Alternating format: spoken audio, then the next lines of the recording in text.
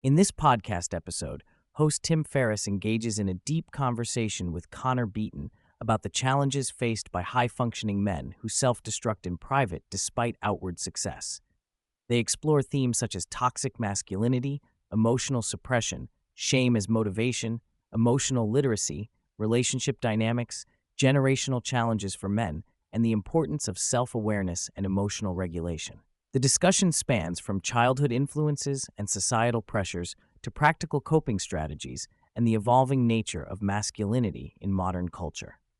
Connor Beaton explains that many high-functioning men self-destruct privately due to the immense pressure to maintain a flawless and strong public image, leaving no room for vulnerability or failure.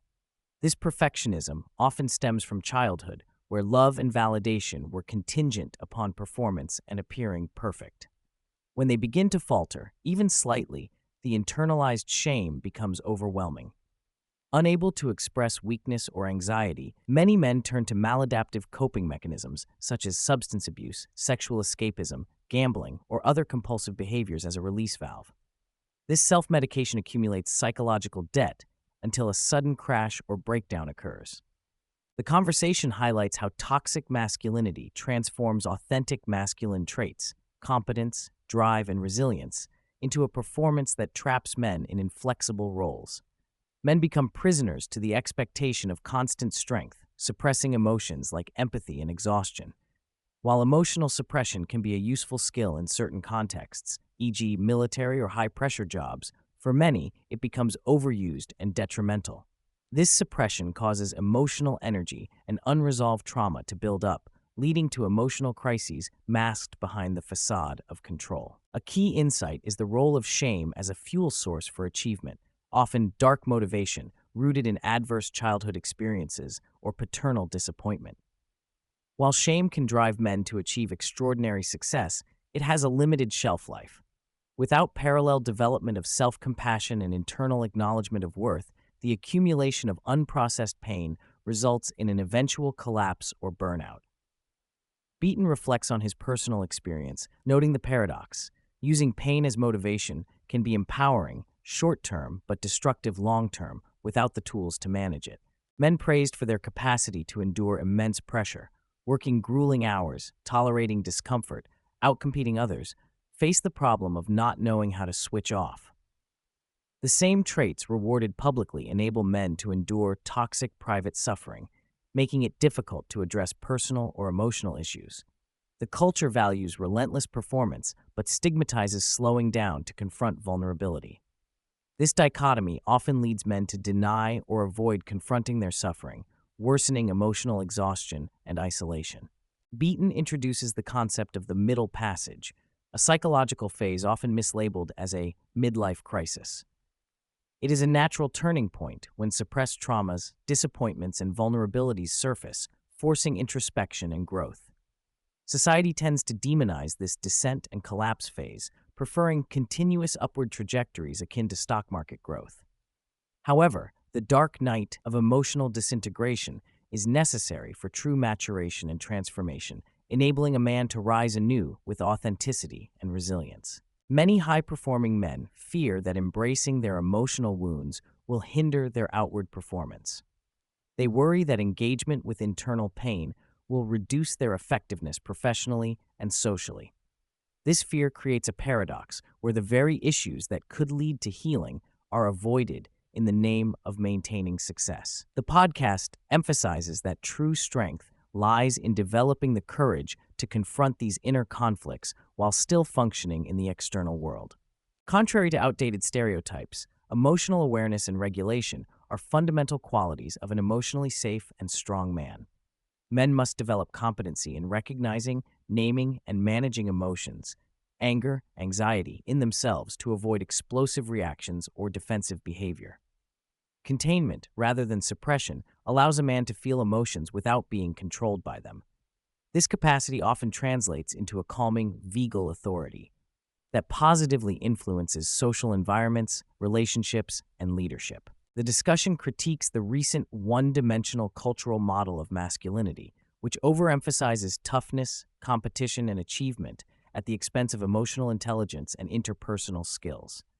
Historically, men balanced physical prowess with artistic expression, sensitivity, and social complexity.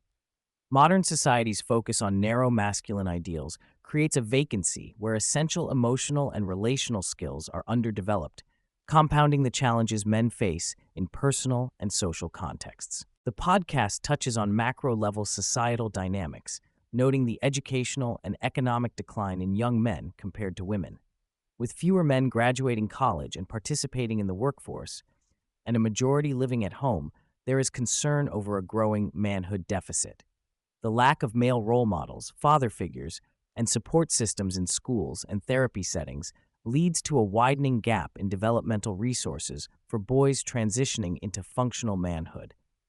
Helicopter parenting and inconsistent standards further complicate this landscape. An emotionally safe man can regulate his nervous system and engage empathetically without becoming reactive or defensive. This involves listening deeply, differentiating emotional content from logistical details, and responding with awareness rather than impulsivity.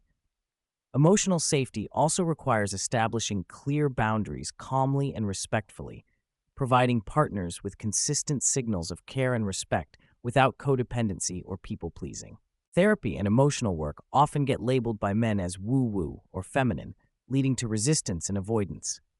Yet genuine self-discovery and shadow work, confronting one's darker or suppressed inner aspects, is vital for deep healing and maturity.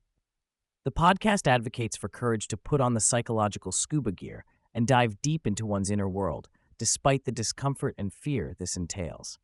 True male bravery involves this emotional confrontation, not only external conquest. Connor stresses that self-worth grounded solely in external accomplishments is fragile, especially during inevitable false peaks and breakdowns.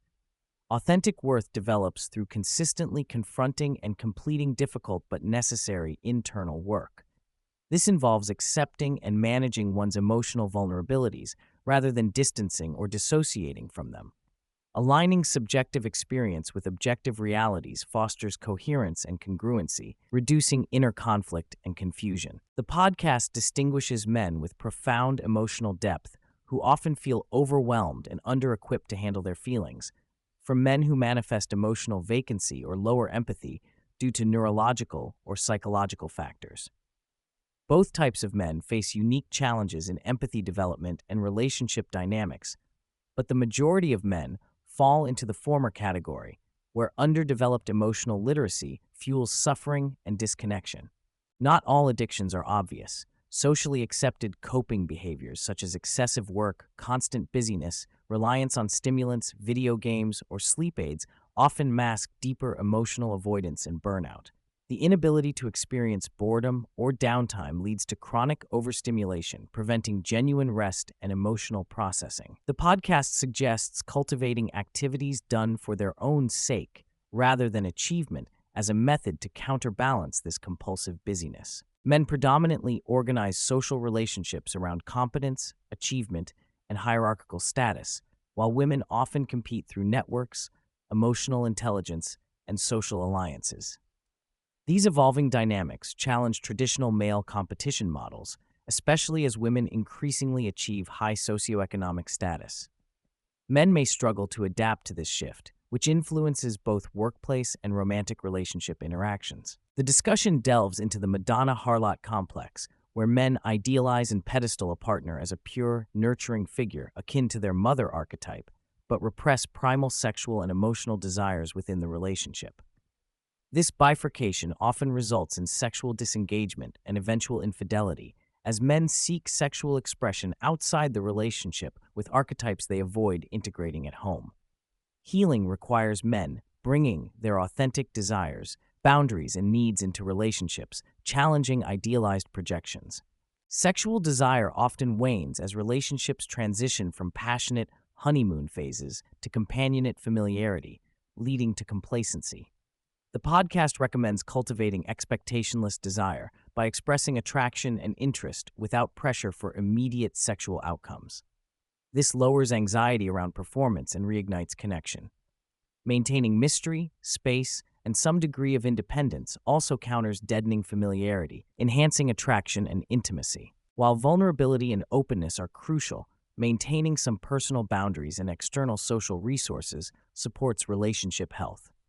Not everything needs to be processed within the partnership. Men benefit from friendships, men's groups, and personal space. This balance between transparency and mystery keeps relationships dynamic, sustaining attraction while providing safety. The ideal man remains partly untamable, preserving depth and intrigue that nurture long-term relational vitality.